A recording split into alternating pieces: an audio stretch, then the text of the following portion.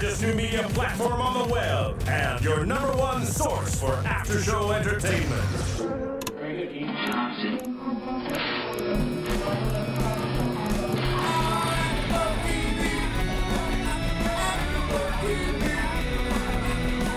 From the AFTERBUZZ Studios in Los Angeles, California, presented by Maria Menounos and Bing.com, and streaming live thanks to Akamai Technologies. This is AFTERBUZZ TV's Girls After Show. We'll break down tonight's episode and give you all the latest news and gossip. And now, another post-game wrap-up show for your favorite TV show. It's AFTERBUZZ TV's Girls After Show. I'm gonna miss it. What's up, everybody? Bing is for doing, and we are doing another after show, the final after show for this season for Girls. It's called Together. We are season 2, episode 10, and it's the season finale. Happy St. Patty's Day too, to everybody. Anybody not wearing green gets pinched. I know. Pinch, Miriam. Pinch, pinch. I have green eyeliner on. I am your host, Kelly, and hanging out with me, as always, Hazel Eyes or Thomas across from me. Spicy Maddie wearing turquoise, which is in the green family on my earrings. Okay. Miriam wearing green eyeliner. Okay, everybody's got a little bit of green. Of course. So, our big season finale, I'm sad to see it go, but I was really, really happy with this episode. There are some things I didn't like about the way the characters are going, which we'll talk about, but for the most part, I really liked it. What did you guys think of it as a whole? I think my predictions all season have been somewhat on and somewhat way off. I second that, but I got a lot of closure from this episode. Like, that made me very happy. Everything kind of came full circle. You know what, though? I think that when it comes to season 3, though, we're going to see it fall back apart, but we can get into that in predictions. Well, yeah, it has to. Not every, in life, everything has its high points and its low points, and I mean, it's just a natural progression, and I think Lena writes in that manner. So I don't see her keeping it happy-de-dappity, zippity-doo-dah. Right. And I don't really think it necessarily was all of that. There's a lot of things that we have to deal with considering their choices that they just decided to make. So there's going to be a lot of backlash for the happiness that we did see as it sums up. So we still have to deal with the, kind of the dirty parts of all of that stuff. I like how this episode we got to see Shoshanna really grow up and stand up for what she believed in and finally say what she was feeling. And the sex scene was very awkward because, first of all, she's wearing a sweatshirt. I'll admit it, we've all been there where you're like, I'm really just not into this interaction right now. You can just go get it over with, and it just ruins the whole thing. You're not really committed to this sex right now. And she asked him, can you please get out of me now? That's horrible. Was like, yeah, go to Shoshana. Apparently, she's always very upfront in a very awkward way. But that was just a really weird way That was her sex it. To sex it, yeah. That was her sex it. Yes. We finally got to see that Oh full my circle. gosh. No, did everybody see the Girls HBO tweet about the definition of what a sextet is on this episode? Everybody needs to read That was a really awkward sex it. No, but she stood up for what she believed in, and it's the fact that it's been weighing on her for quite some time that and we've said this over the past several episodes, she's jumped into this relationship, it's new love, and now she's starting to realize, wow, there's more out there, and this can't be it. And the fact that he does lack ambition really just made her put that out there, and I like that she did. Well, you got to give it to Ray, though, because Ray went to the coffee shop where he works, and he talked to his boss, and he's like, hey, I'm going to get my PhD in Latin studies, and he's like, your girl's not going to want that. You know what, Shoshana, he sees Shoshana as a girl who's worth it, who's worth making the change for, although, she doesn't quite see it that way, and that's because she still has a lot of growing to do, and she says that. But also, she's right. She can't be the only thing that he likes. Right. That's very true. She cannot be the reason why he decides to be ambitious today. Yeah. That doesn't mean it's going to last. Just because he decides to do it today doesn't mean he's going to continue. That's not in his personality. That's not how he's been for the last however many years. He has got to have to want to be better because he wants to be better. Of course. And that's what he needs to learn. So they're both kind of on this mission, I feel, of growing up in just different ways. Well, they're parting, yeah, exactly. They're parting ways in relationships, just like in life, people grow.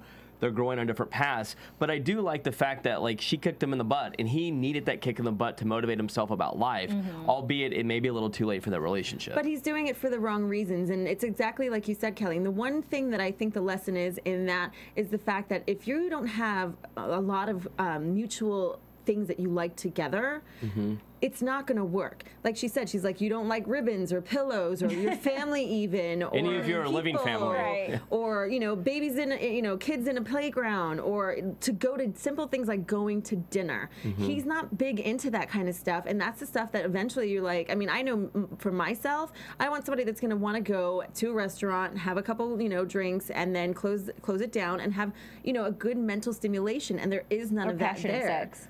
I mean, eventually. But you have to get out of the house. You have to want to be social. And the thing about Ray is he doesn't like people. And he's not he doesn't a like happy anything. person. No, he's not a happy person. He's very tormented. He's one of those like artsy people that you know, dark and has to sit and everything is a philosophy discussion. Like it's all deep and all of this, But and he did you doesn't just know how to be light. But it's negative. Right. It's all negative. Yeah, it's all Did negative. you notice though that she had butterflies on her dress during their breakup? Just kind of show butterflies are symbolic of this blossoming, this Life. like cocoon. You Changing. exactly the changing, and it's something that's happy. We just associate butterflies with joy. And while she's giving him this, you're negative, you're dark You've on got the a black inside soul. speech. Yeah, that's kind of ruthless. I mean, Shoshanna went in on this.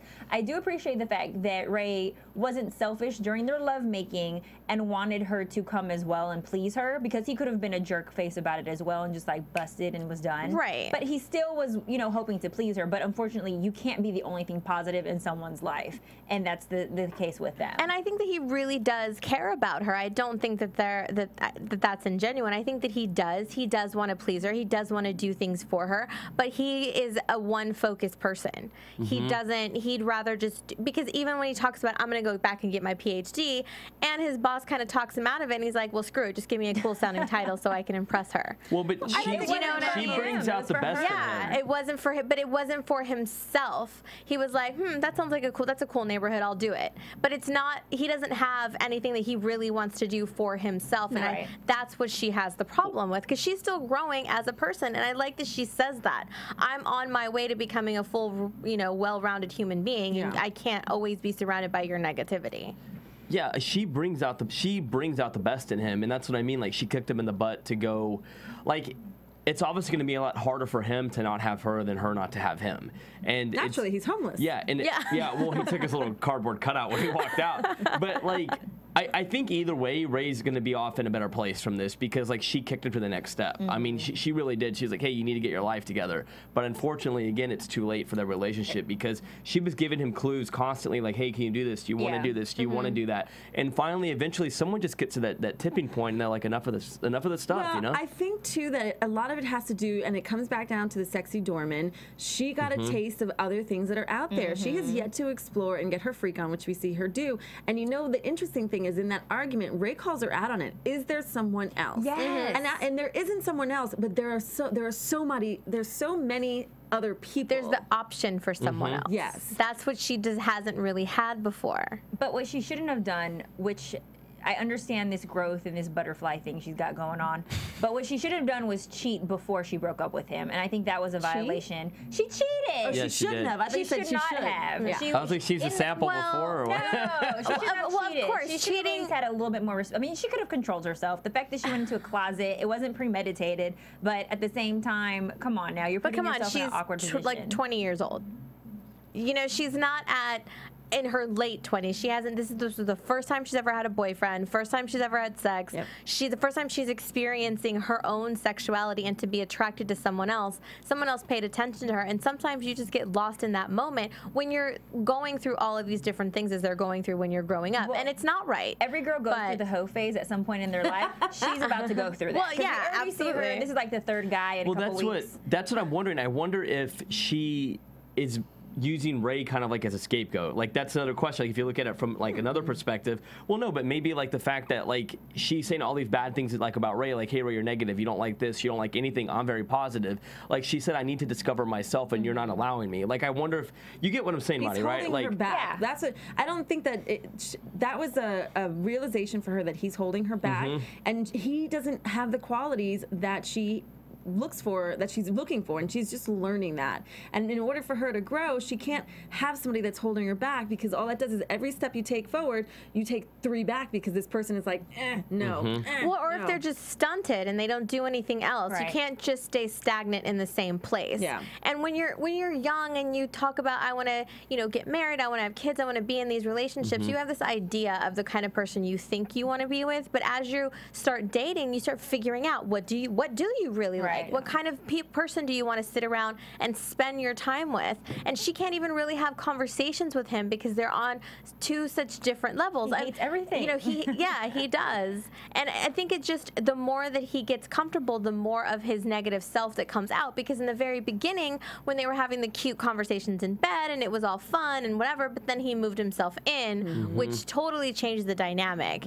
And then it was just, he didn't have to try anymore because he was always there. So he could just completely be himself. I don't think he was ever really trying, though, and we saw that in the very first episode of this season when she, when they had that interaction in the kiss or what have you. He never did try. It just was He one felt of those, obligated because he took her virginity, remember? No, I think he did a little bit because she was so different from what he was used to, and people didn't really pique his interest. And I think he did for a little bit, like as much as his character could, I think he did, but then it went away just as fast. Yeah. Because, he moves in without even telling her.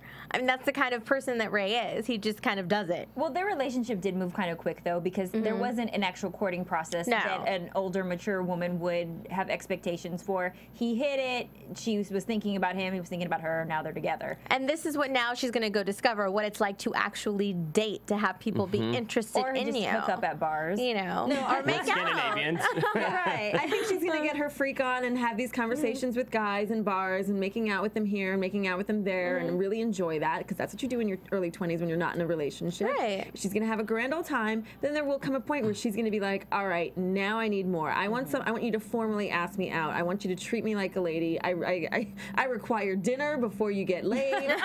And that's just that. Well, yeah, isn't that funny? Like, their relationship came to an end in Charlie and Marnie. Like, they, Well, and that's a great, parallel to it, because they went through the same thing. Yeah, they totally did. She did. kind of said, she was like, Ray, you go off, and maybe in the future, once you get it together, we can be back together. Right. Well, the same thing happened with Charlie and Marnie. Exactly. They broke up because he didn't have anything going for himself that made him attractive to Marnie. But now that he has it together, now Marnie wants him back. Oh, absolutely. Charlie, in the first season, his world was Marnie, just like Ray's world is Shoshanna. And with Charlie, Marnie gave him the kick in the ass that he absolutely needed. And as a result of that, he became very attractive, very shiny to her. And like, this is the guy I should be dating. This is the guy I ideally want to be dating, not the one who talks about it and does nothing about it. And the fact that he is just taking control over the situations, and boy, was he taking control.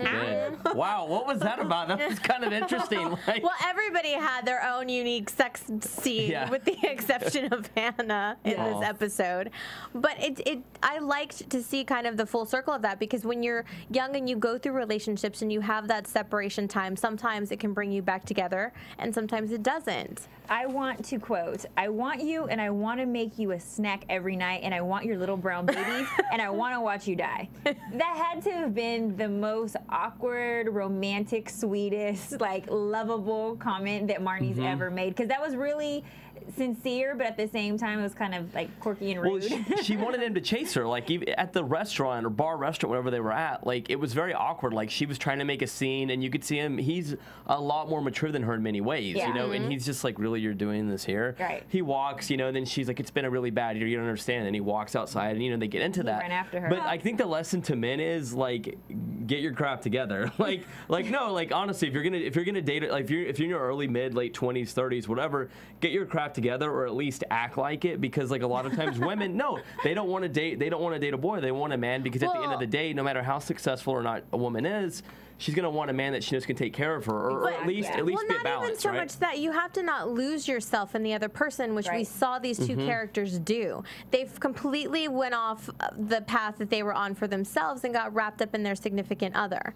And that usually happens in a relationship. One side gives in to the other, and you kind of have to try to keep the balance of that to stay attractive to each other. But I And don't that think happens during the honeymoon phase, when you guys are just like mesmerized and just engulfed in each other's love. the best. And usually it takes a breakup to get your ish together the next time around. But Charlie and Ray never had their stuff together, though, I don't think. It's not about getting their stuff together. What I'm saying is being on a path to try to be something better than Marnie's boyfriend. Be something better than Shoshanna's boyfriend. The best relationship advice I've ever gotten in my entire life was when in a relationship you eat from the same loaf of bread, never from the same slice. In other words, stay off my plate. You know, another good analogy is you know, you should be this entire cake. You should be the batter, you should be the eggs, you should be the oil and the flour, and even the frosting and the sprinkles on top. Whoever that comes and meets you in your relationship should simply be the cherry on top. In other words, they need to add to your life, not take away. And that's what we saw with these characters. They were constantly taking away from one another. And now finally, with Charlie kind of getting the kick in his butt, and he's going and he's doing this application, and he's got all this money, and Marnie doesn't know how much. You know, now that's who she wants to be with. I think that did matter, though. I think Charlie's prestige does add to it. Because the fact that Marnie had to bring that up, but also the second part is she's at a very low point in her life, which made her realize how good she had it with him. Absolutely. And it's like she wants what she can't have, like we said last week. Yeah, she had that moment where she realized, wow, I really had a great guy, and it's exactly what you guys said. They needed to break up in order Get done dirty to by a douchebag. Yeah. I mean, both of them. Douchebags sometimes bring you back, okay? They help you remember what you had. Well, I think when you're with somebody for so long, too. Real talk. But also, when you're with somebody for a long time, you kind of tend to take them for granted, and then it starts to become routine, and that's one of the most challenging things in a relationship, to keep a relationship alive. And I'm so amazed by people that can be married for so many years and all of this, because having to do that is a big deal. You have to keep it interesting. You should never get comfortable, and I mean, I'm learning myself in my mid 30s. Never get comfortable in anything that you're doing, because nothing is consistent, and you have to keep it alive. And it's exactly what you said, Kelly. There has to be this constant effort, and once you stop trying, then everything goes downhill and out the door. And then it's like, okay, well, there's the end of that relationship. There's the end of that job. There's the end of that. You know what I mean? And the thing is, too, why would you want to kind of live off of someone else? Why would you just want to be wrapped up in someone else's life? You have to have your own hobbies. You have to like something else. You have your to, own friends. you know, have your own friends. Bring something in. It should be your life, my life, our life. Let's combine them. Let's have, you know, I want to learn new things about you. I want to be introduced to things that I didn't necessarily know about. And then, of course, common interests, you have to have those, but introducing each other to new and fun things, that's what keeps it fun. Absolutely. There was one thing that I want to address that came up in this episode, and it is the one thing that I swear no one should ever ask. How many people have you slept with during your worst breakup? question Who ever. asked that? Marnie asked that. When he was eating her out. Yes. She's like, she smacked him in the head. I missed that part. I was Like, thinking. how did you get so good at this? Yeah, exactly. She's like, yeah, that was amazing. Where did you learn? He's like, I'm not. That's gonna right. She tell did you. ask that. No, and that's the worst thing you can ever ask someone. You never really want to know the answer to it, so don't even ask it. Exactly. No. Never ask the questions of that of only which you create a do not fight. want to know. Yeah, you really don't want to know. No matter how much you may think you want to know, you don't. It's better off that you don't know anyway. It's like it ruins everything when you start asking. What those tarnishes kinds of that person? questions. It's also self-destructive behavior. So Exactly. it's It's self-sabotaging self-sabotage. Yeah. that relationship. Yeah. Oh, yeah. And if Absolutely. you do get asked, do you lie or do you tell the truth? You don't say anything. You say it's none of your freaking business. You weren't around during that time. Yeah, you complete the fifth. decided to leave me, so that it doesn't matter. It does, you know, we're here now. It doesn't really matter. And the point is, the past doesn't matter. Other people that you're with, they don't matter. What matters are the two of you right now. Well, yeah, I mean, she had to hit bottom before she realized, like, hey, he's a good catch. Like, she had to realize that she had to make herself happy before she can make him happy, and he had to realize he can make himself happy before he can make her happy, which he did. He talked about, like, I have hobbies, I enjoy doing this, but I always come back to you. I think he has to be on top in order to win this relationship. And we always said that Marnie had the upper hand. I think that for this relationship to work, Charlie has to be the leader and the one in charge of this relationship. He has to act like a man. He has to be better or on top of her, because Marnie is too self-entitled and just too headstrong. Any strong woman, and I consider myself to be a very strong, independent woman, I'm the kind of person, and I'm like Marnie, where I take control of the situation, and I need to be on top of my shit. You're a And boss. I need to, like, make it happen, and it's my way or the highway, and I want a guy that's going to step in, as she does, who's going to be, you know, be a man for me, because I'm tired of being the man. Yeah. And so Charlie needs to own that. He's going to be like, pretty girl, just sit down real quick. I got this. Yeah, Well, you want but a a man part to be of- able to take control. And a part of me, too, is I'm not 100% sold on her being that sincere about this. Oh, no. She's still... No. I'm afraid that she's just doing it because she doesn't have anything else to do, and he became better. And he's shiny. And now she's... you know, or she's going to be the clingy one now, like she's been showing us, and she's going to sabotage it by being like him. Maybe I don't. And we can talk about more predictions, but I don't know. I just think that it's not necessarily a sincere reason why she's back in this. I'm kind of with you on that. Part. I don't think she might really not be in love with him. Just you could see her reactions, and it was like she got what she wanted. Yeah, I think it was more of a game than it is real. But I mean, we'll see, and we can talk more about it later. But she wants his brown babies. I don't think so. I don't know. We're still waiting for her to get pregnant. Well, I've been predicting that, and it hasn't happened yet. So we'll see. Well, in self-sabotage, I mean, look at the sex scene with Adam and Natalia. There was self-sabotage in there on his part when he starts calling her a whore and he tries to do her like a rat. But do you really think that that's self-sabotage, or do you think he was just being himself? No, that's him being very rough and crazy in bed and getting his anger out because he's a very angry man, and she doesn't like that. She doesn't like it. I think it's him being himself. He's a freak in the sheets, and he's just used to being that with every partner. And the fact that he can't really self-express himself. He did it a little because she was whispering, and he's like, you know, you're whispering. What are you saying? And then she was like, okay, I like it. So then he took it that step further, and she's like, oh wait, no, I can still like it without having to be a whore. Okay, so it just breaks down to the chemistry. Like there's some people that just they're meant to have sex together. They have really good chemistry, and there's others, no matter how shiny or great they look, you just don't have it, and they don't have that. Compatible. And Natalia is stunning. She's a very beautiful woman, but it's just they don't have that. She's not on his freak level. Is pretty much what it is. They're just not. She's like, respect me. She can't even handle it when it's just bedroom talk. You know, I'm a lady. He doesn't really think she's a whore. You know, No, it's all that dirty talk, and she doesn't like it. And then she starts directing him. Move down, move back, go slow. And that is kind of like the worst. But go ahead, sir. Did you notice that when he was going slow, he kept hitting his head on the headboard? Yes. That was his way of saying, like, what am I doing here? That's what I kind of found. But I do kind of like as what girls does a lot of is it encourages women to speak up, like in sexual encounters. Like a lot of times women can be taught to be submissive. She spoke up. Hannah speaks up. They all speak up or they'll question things, which is something that I like because it's telling you through the screen, like, hey, you can have a voice. If you don't like something, tell someone to do it. I don't think there's anything wrong with her directing him like how she wants to be pleased in the bedroom, but it's the way that you do it. Like you have to be like, oh yeah, that feels good right there. Like don't. You got to stroke our ego a little bit. Like, you can't scold. No. You can't scold someone when you're trying. Scolding is not sexy. Stop that. It doesn't feel if there's good. something that you don't like, there's a very attractive way to say that, or to move, or you kind of guide somebody that way. You don't start scolding them like you're their mom. Like that's not sexy. Like, and that's the bedroom worst. should be the one place that a woman can be accepted to be called a whore or a bee, or I'm sorry, I'm just gonna say. I mean, but that just goes in with what. Well, it just goes into what you like. Some people, mademoiselle. You just have to be compatible in that sense. You have to have boundaries of the dirty talk. You have to say, okay, I'm okay with this. I'm not okay with that. It doesn't make me feel good. Whatever. I'll say this: don't call me a whore, but you can treat me like. She wants to be whipped with chains, but you just can't say it out loud. We should have brought the handcuffs to set. This is one thing that we saw afterwards. Adam taking out his frustration once again on his artwork or whatever art. The boat or whatever he was building. Once again, one of his carpenter masteries. He's taking all his anger and aggression out, and we know that it's towards the fact that he can't be with Hannah. But then the moment she calls, everything drops. And well, see, I took it as because after he's beating that and breaking everything, and he says out loud, quote unquote, fuck her. I don't think he was talking about Hannah. I think he was talking about Natalia. Because they don't have anything in common. Now he's wasting his time with this girl who's really hot, and she's not. Because she's making him feel like less of a person because she's scolding him. She doesn't like his house. Like all of these things from last episode to this one. I took it as he was talking about her. Yeah. And when Hannah called, because he was like, "Oh wait, Hannah." Well, he couldn't even answer the phone. Like with his gloves, he was. Hannah. In the moment she called, then he.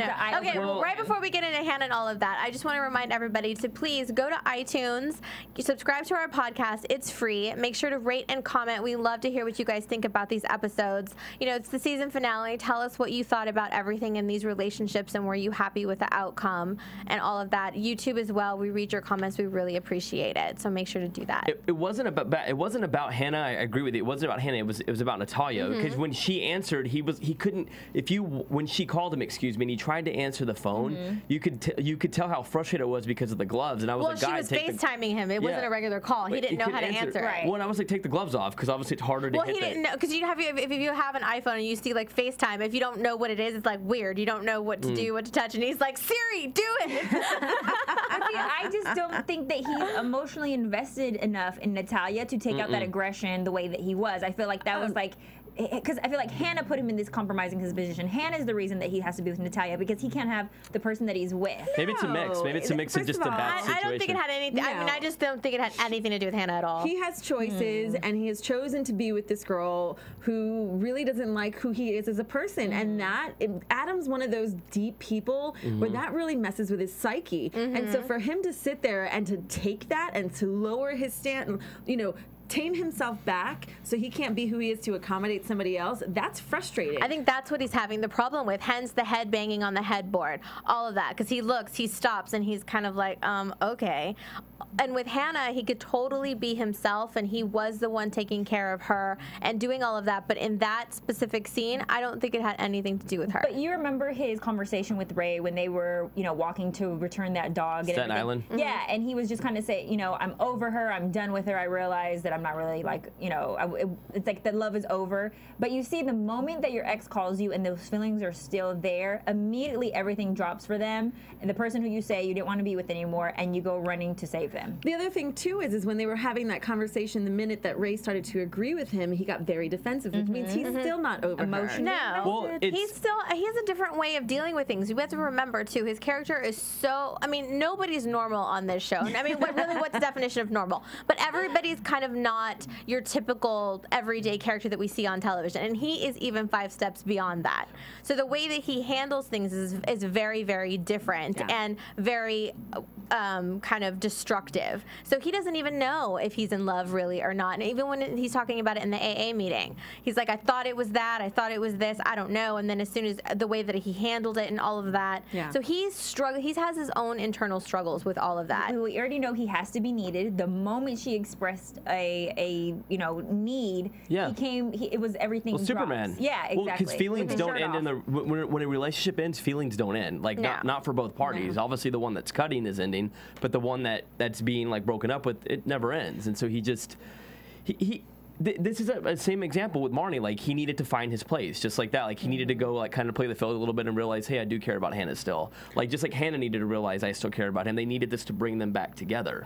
Well, and also, he knows so much about her. He knew about her OCD. He's looking at her, and he's, you know, he knew and he's talking to her about it and saying, what's going on? What's wrong with you? But also, the hurt comes out at first because he asked her, what do you want?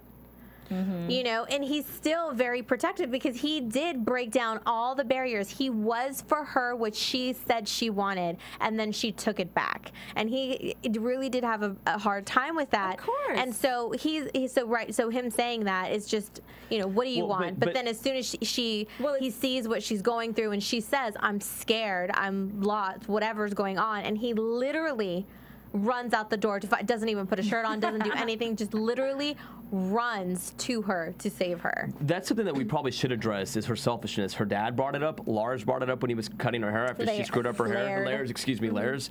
I'm thinking of Metallica. Lairs and Laird. Laird, Laird, right? Yeah. I thought it was Laird, but the neighbor. Go ahead and tweet us, let us know. But and Adam, they all said, like, what do you want? You're very. How did Laird describe it? He said you're very. He said she said that she was self-centered and presumptuous. 3 times people told that to her, you know, and it's just interesting. Like, every time she calls, she's needing something from them. Rotten on the inside. Yeah, rotten on the inside. Yeah. That's like an ultimate The only person that has never, I mean, he has said it to her, but he still comes around, is Adam. And it's the fact that, and we've said this in many of the episodes, that she's a very selfish character. And even though sometimes it's subtle and sometimes it's very not subtle, you know, it's all about her. And we see that through this process of what, you know, her going through the phone call from her editor about the book, which she is not, you know, she's late turning in the pages. There's a chance she could get sued. You know, that starts to wear on her, and so she starts freaking out. So what does she do? Okay, I'm selfish. I'm not going to sit here and do the book.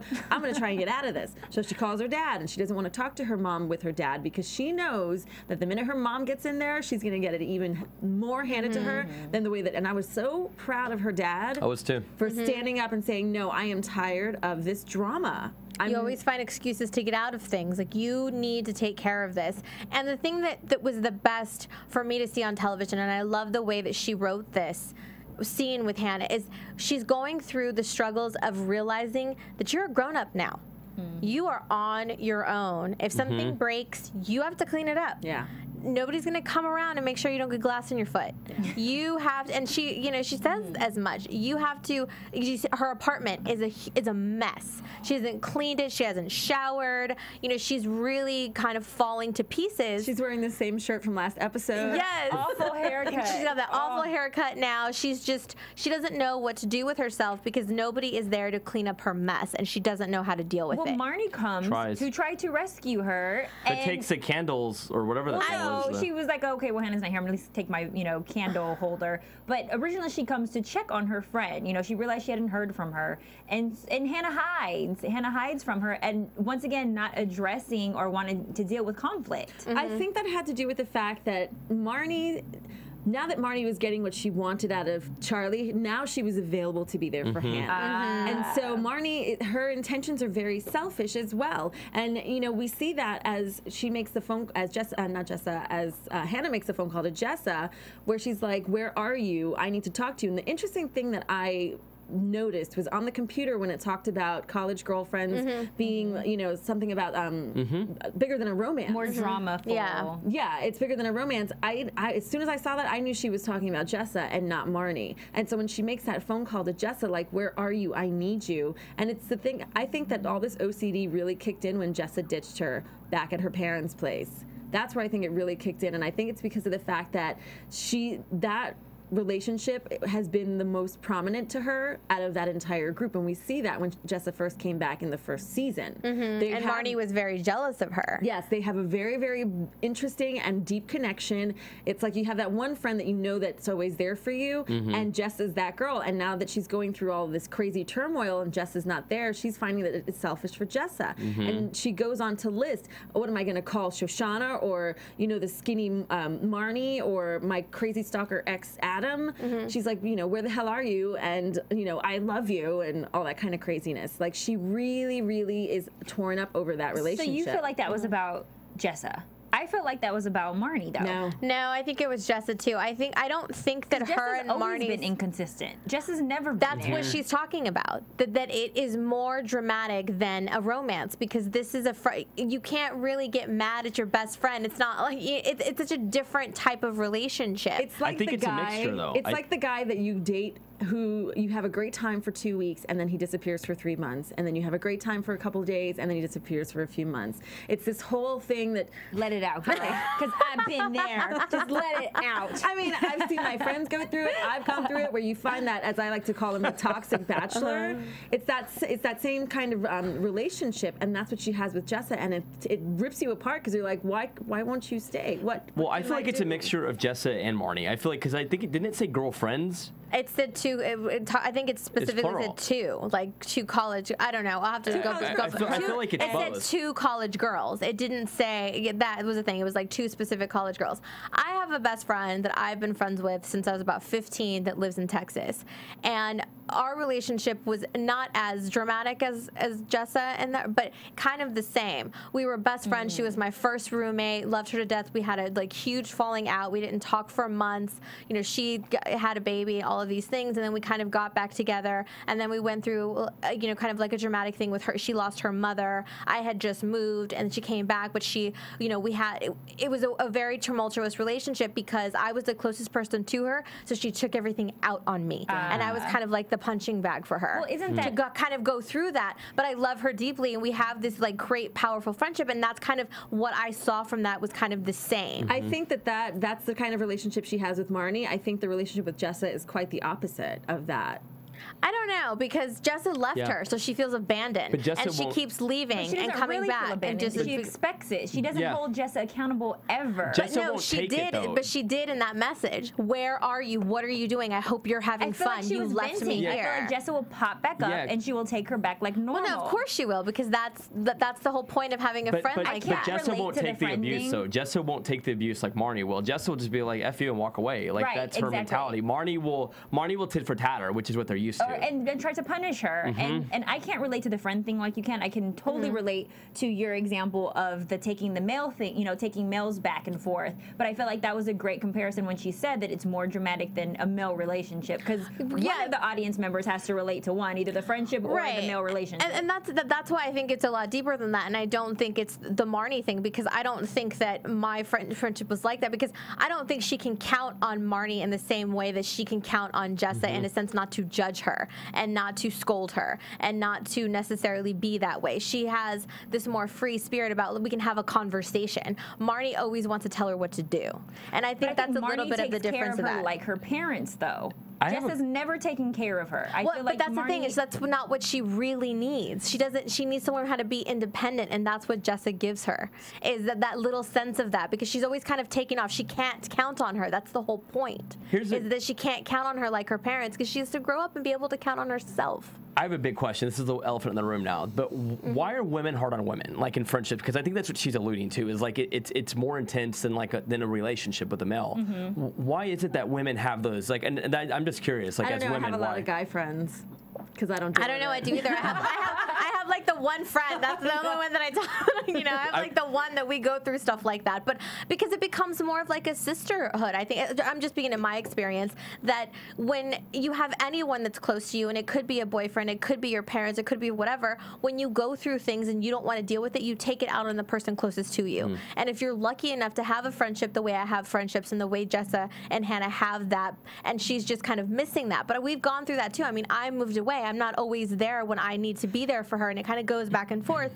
And we go through all of these life changes together, losing parents, losing things, like gaining, all of these different things, and it sustains more than just a relationship, because boyfriends kind of come and go. You know what, though? When it comes to a really, really good friendship, and this is just my opinion, I don't feel that it has to be that way. I mean, I know exactly what you're talking about. I've had those friendships. It doesn't have to be that way. When you have a really good friend, you should be able to, like, there can be a huge gap of time. There can be thousands of miles between you. But when you need someone, you call them, they pick up the phone, they're there for you, supportive and not aggressive. And I think, and this is why when you ask that question, why do women put up with it? I don't. I only have a few friends, girlfriends that I call close. And it's the fact that I get that from them. It's the, hey, look, I'm going through something, or hey, like tomorrow's my best friend's birthday. You know, what's going on with you? Where you pick up and where you left off, and nothing has changed. There's no judgment. There's support. There's lots of love there. That's called a healthy relationship. Yes, it's a healthy relationship. These girls don't have. You know, it's one of those things where you can't pick your family, but you can pick your friends. And if you surround yourself with people like that, then eventually you can grow and be supportive. I think these girls have yet to learn that kind of experience. And that's kind of what it goes back to. Because like I said, like with my friend, we've been friends since we were 15. So we're at the point now where it doesn't matter how far we are, and I can pick up the phone. It's like I just saw her yesterday, but we had to grow to that, because we grew up together. We, from 15 years old to now, that's a long time to be in someone's life. Well, you notice how Hannah doesn't call Marnie after Jessa. She calls Adam. And so Adam, I feel like she does consider Adam a friend, and she was hoping that Adam would save her, because Marnie tried to, and she hid from Marnie. But because I don't think Marnie is the like I said, your ex-boyfriend, though. It's that pride that they have. That's that rock bottom when you call your ex-boyfriend. Marnie's the friend who will scold you for laying on the floor and tell you to get up when you really just need to be told it's going to be okay. And having a mess. And why is your apartment a mess? What are you doing? Yeah. And she doesn't want to hear that right now. Adam, for her to call Adam, now you have to understand, their dynamic broke up because she wasn't sure if that's what she wanted, which is why she had the interaction with the older guy at his house. She wasn't sure if she was ready to settle down, and Adam is the guy that she will settle down with if she's ready for it. And so she's sitting here trying to go through these motions of these adventures, and Marnie mentions that to Charlie, like, hey, this is what I was telling Hannah about. This is what it's all about, settling down, not about going off and about. And the fact that she's starting to realize she needs someone that's going to be there for her and love her unconditionally, and Adam is that guy. but she pushed him away because she was not ready for it. And the fact that her parents aren't there for her, she can't trust Marnie, Jessa's not answering the phone. Who can I really, really count on? Who's not going to judge me? Who accepts me for who I am, loves me unconditionally, and appreciates the crazy that I am? And the first person she calls, I mean, the second person she calls is Adam. Because he's that guy. person. He's that guy that she can lean on and count on. And you would have never have thought that in the first season. Absolutely not. No. But he's grown so much, and we've gotten to see so much more of his character, and they are so similar. And you know, if you've you know, when you have relationships, sometimes you tell your boyfriend more things than you would tell your friends, depending on what your relationship is with your girlfriend. You vent to them. You can they know your secrets. You can be more open with your significant other because it's just a different type of relationship. And I think that's why she calls Adam too versus Marnie, because she wants to be, you know, she wants to be taken care of. She wants somebody to give her a hug and just say that it's okay for her to be scared and to be going through all this, and it's a lot of stress for this book and it's all of these things, and she doesn't familiar. He immediately, what's going on with you, kid? And she loves when he calls her kid. He immediately rushes over there like Superman. He breaks down the door. He runs in with leaps and bounds and then embraces her and picks her up and just hugs her and kisses her. That's what she No questions asked. They picked up right where they left off. It was back in the love zone. It's a great end of the season. It's a really great end of the season. It's everything and that good we for our wanted from predictions. Adam and more. I know. I loved it. I was truly torn though when he was debating on breaking down the door, and with him screaming in the hallway, I'm like, the last time that happened, I know, the police came.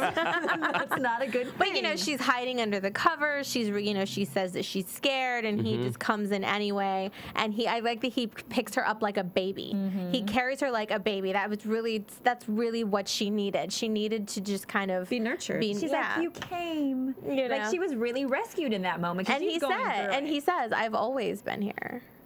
It was a phenomenal ending because he has been And he gets that kind of douchebag that we teary-eyed. talk about from day one, and we have just seen his progression. And I don't know if it's Hannah opening him up or kind of, you know, training him. Men hate when we use that word, but Adam has really developed as a character and just grown so much. I love him. Well, Always have. I think this was the best scene yet so far of the entire show. It was a great ending. I thought I loved it so much. Now we know why in real life she has a pixie cut. Yeah, true. Yeah, that is true. That poor haircut was awful. And her neighbor did a really good job of fixing the back. Like, he actually did a really good job. Oh, Laird. And I was worried that when she was saying, you know, this time I'm not strong enough to push you off or whatever, I was worried that he was going to try to take advantage or she was going to come on to him because she's desperate, but none of that happened. I mean, I like that he tells her, yeah, I had feelings for you for a second, but then I realized how self-involved that you are, and I was like, no, thanks. You know, 'cause that's kind of what she needed. No. It went in one ear and out the other. She's like, okay, well, I'm sorry that I just didn't treat you like a person. But she'll eventually, well, hopefully she'll get it. We'll see. I don't know. She's still got this wax buildup that's going on. Oh, the ears, the bleeding. I can't even deal. But, you know, she's, you know, on the web searching all of these other different things. And, you know, so she's just got this crazy kind of mental thing going on. And I hope Adam can kind of calm her down a little bit, and she can relax and get her book done so she doesn't get sued. I think she absolutely will do the book now that he's there. But I think now she'll be able to focus because she just kind of needs somebody just to Grounding. be there. She needs to be grounded. Yeah, she just kind of needs that. And I feel like she triggered it. You feel like Jessa triggered it. Or somebody said they felt like Jessa triggered the OCD. Okay. I feel like Adam triggered it. Oh, no. Well, she says Adam did. The book did. I think it was a combination of all of that because she said, you're the one that started this in the first place. She tells Adam that. So it started with that relationship being a little bit too real for her. And then you go into her relationship with, you know, Marnie breaking up, all of that stuff. And then, you know, Jessa and dealing with this new book and responsibility and just realizing that she's on her own. But it didn't start until the book. Like, the book is, I think, would just put her over the ledge. Like, I think everything just built it, and then the book was just like, I'm an adult. And then getting left by Jessa. Like, literally getting left, I think, was a big deal, and the way her parents have reacted and all of these things. So it was just building and building and building, and the book was kind of the last straw that just made it go nuts. Well, it was a great episode, great ending. Yes. Yeah. Can we even do predictions for a next season? Like, do we even know? Like, it's for sure coming back, for sure? Yeah, Okay. we're season 3. It's definitely coming back. So why don't we do some news and gossip first? AfterBuzz TV News. All right, we got some news. Noticias. According to the Vogue Daily, they interviewed Adam Driver. This is an older article, but they interviewed him, and they talked about his character. It's very playful. but also weird, but also the most charming of his characters, which we've all mentioned. And, you know, just, you know, his experience on working on this award-winning show. And did you know Adam was actually in the military? He trained everybody at Camp Pendleton, and he has some kind of foundation that he's working with. So. Yeah, he stays very tied to the military, and he does theatrical performances for troops. Cool. Also on Vogue Daily, and you know, we'll tweet this to you guys, but it's also found on Vogue.com. They talk about sex and the girls and the women on the show, and they talk about the 4 quirky protagonists, all the women characters, and how they frequently have sex, and if they're on the pill, if they're not, and just kind of like how all their sexual encounters are just very odd, but also very real. They're not like most sex encounters. I'm a virgin, haha. But most sex encounters aren't like Sex in the City. Now, moving on, we're going to talk about sex some more. Let's talk about sex, right? So going on to the Huffington Post, they talk about sex and how, you know, actor Chris O'Dowd talks about, you know, on the all fours moments, you know, and about how, about last episode, about how the Adam sex encounter and how it was borderline rape. A lot of people have said that, and he actually defends it. And he just kind of like, it's a very interesting article. You know, go and he's the one that played Jessa's husband on the show. Yes. And then the other interesting thing on also HuffingtonPost.com is girls' sex scenes are surprisingly without condoms this season, which if you think back to the first season, they were always using protection. Hannah had her HIV scare, her AIDS scare, everything. Not necessarily true, because when Marnie slept with Elijah, she asked, "Where's the condom?" Yeah, she did. She's the only one, though. But they've actually made reference to I'm on the pill and things like that. So let us know, but also, and if let Huffington Post and us know. But the interesting thing is, they're like, what do you guys think? Like, and the question they posed in this article was, yeah, they're not using protection during sex. Is that going to translate into society? Like, is that going to affect people's perception on maybe they don't need to have safe sex? It was just an interesting viewpoint that they shared in this article. And they do another thing about the best and worst of girls, episode 9, and just kind of like, go ahead and check it out. Definitely some interesting viewpoints on it. The last thing, though, that I cracked up about, and I tweeted before we went on air, is the SHIT stuff that Shoshanna says. You know, just like her little mannerisms, like that we all love about her, and it's kind of like made her a bigger part of this season and the past season than it was intended her to be.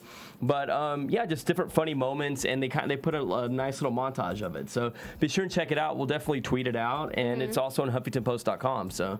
You have some news too, I think? Well, no, not really. There was just on Vulture, there's an article that talks about who has fallen the furthest this season as far as characters goes, and it has the top 5 with Charlie being the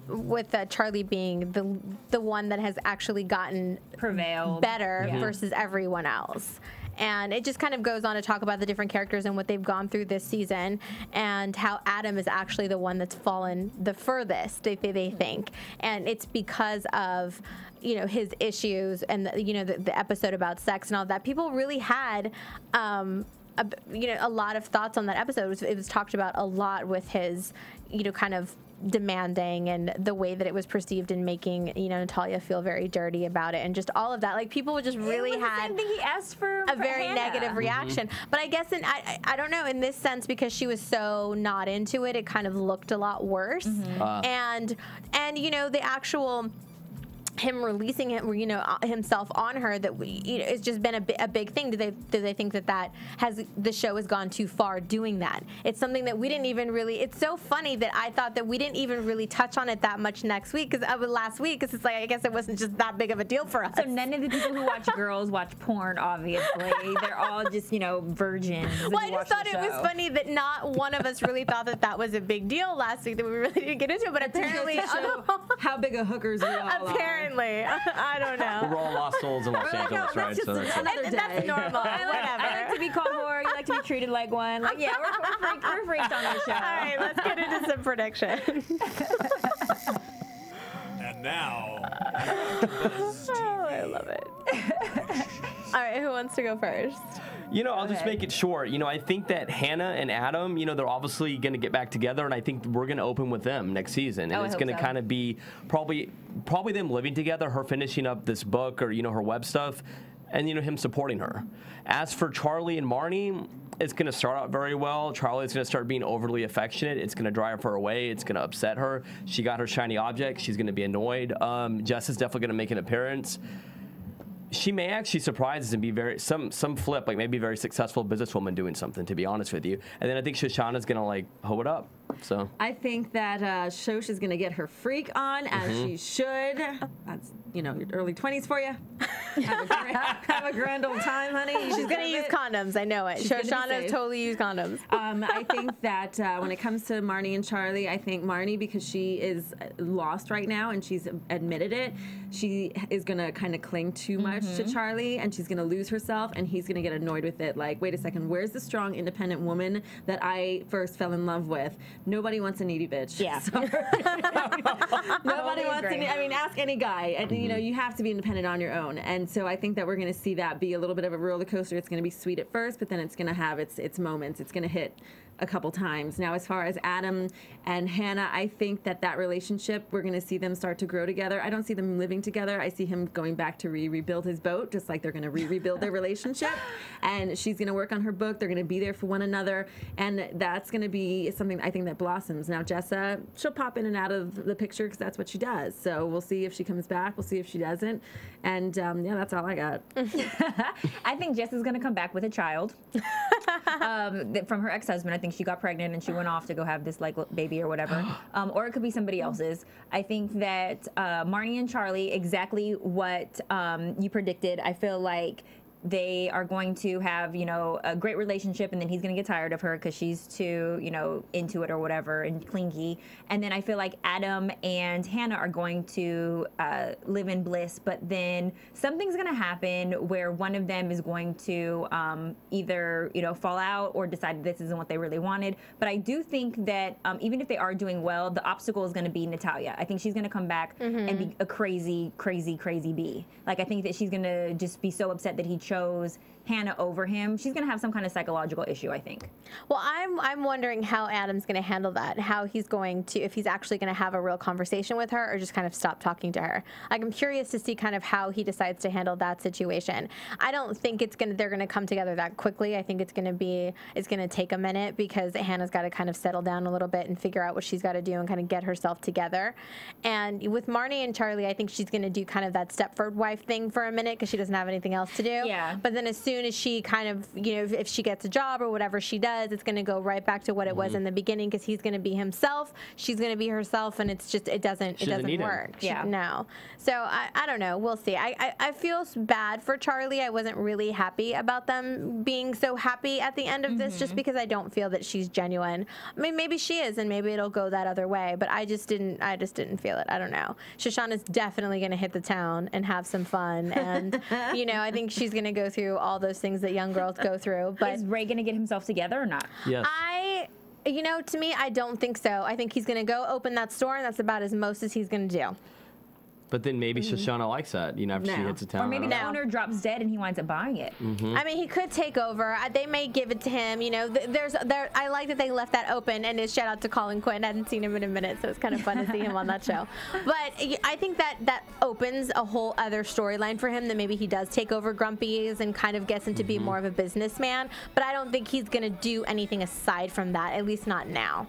I don't know, but I'm excited to see where the next season goes. I love the way this one kind of wrapped up for the most part, and I hope it comes back soon. Oh yeah, it was definitely fairy tale-ish at the end. I loved it. I know, it was so great. Well, thanks so much for hanging out with us. I hope everyone had a fantastic St. Patty's Day, and make sure to go to Twitter, and you can follow us at AfterBuzz TV, and you can follow me at Kellie with an IE 079. You can Twidazzle me at Thomas Guide, TOMASGUIDE, and across from me. You can play with my Twitter day and night at spicy_Madi, or stroke my Instagram at spicy_Madi. You can follow me on Twitter at Miriam Gonzalez, and till next season. Yeah, we'll see you guys next season. From Bing.com, executive producers Maria Menounos, Kevin Undergaro, Phil Svitek, and the entire AfterBuzz TV staff, we would like to thank you for listening to the AfterBuzz TV network. To watch or listen to other after shows and post comments or questions, be sure to visit AfterBuzzTV.com. I'm Sir Richard Wentworth, and this has been a presentation of AfterBuzz TV. Buzz you later. The views expressed herein are those of the hosts only and do not necessarily reflect the views of AfterBuzz TV or its owners or principals.